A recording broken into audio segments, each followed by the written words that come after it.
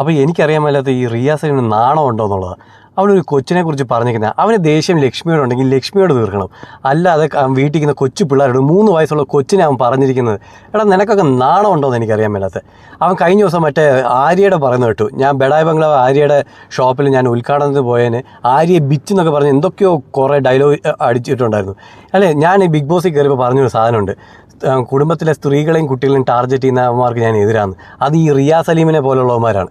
അതിനെ ന്യായീകരിച്ചുകൊണ്ട് കുറേ എണ്ണം വരുമെന്ന് എനിക്കറിയാം. പക്ഷേ നിങ്ങൾ എപ്പോഴും ഓർക്കണം, നിങ്ങൾക്ക് ശത്രു ഇപ്പോൾ ലക്ഷ്മിയാണെങ്കിൽ ലക്ഷ്മിയുടെ അടുത്ത് തീർക്കുക, അല്ലാതെ ആ കൊച്ചു 3 വയസ്സുള്ള കൊച്ചിൻ്റെ അടുത്തല്ല ഈ പരിപാടിയൊക്കെ ചെയ്യേണ്ടത് കേട്ടോ.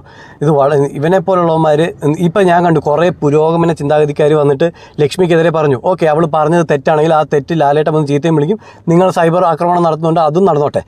പക്ഷേ അത് ഈ കുട്ടീനെ എന്ത് ചെയ്തു, ഈ കുട്ടീനെ വെച്ച് പല സാധനങ്ങളും വന്നു. എസ്പെഷ്യലി റിയാസ് സലീമിനെ പോലുള്ളവർ പബ്ലിക്കായിട്ട് വന്നിട്ടുണ്ട്. ഈ പുരോഗമന ചിന്താഗതിക്കാർ കുറേ വീഡിയോ ഇട്ടല്ലോ, ഇവർ ഈ റിയാസ് സലീമിനെതിരെ എന്ത് വീഡിയോ ഇടുമെന്ന് എനിക്കൊന്ന് കാണണം. അത് കുറേ പേരെ ഞാൻ ലിസ്റ്റ് ചെയ്ത് വെച്ചിട്ടുണ്ട്. എന്തായാലും ഒരാഴ്ചയും കൂടെ ഞാൻ നോക്കുന്നുണ്ട്. എന്തായാലും ഇത് കഴിഞ്ഞിട്ട് ഇവരെന്ത് ചെയ്യുന്നു കണ്ടിട്ട് ഈ പേര് സഹിതം ഞാൻ എന്തായാലും ഇടാം കേട്ടോ.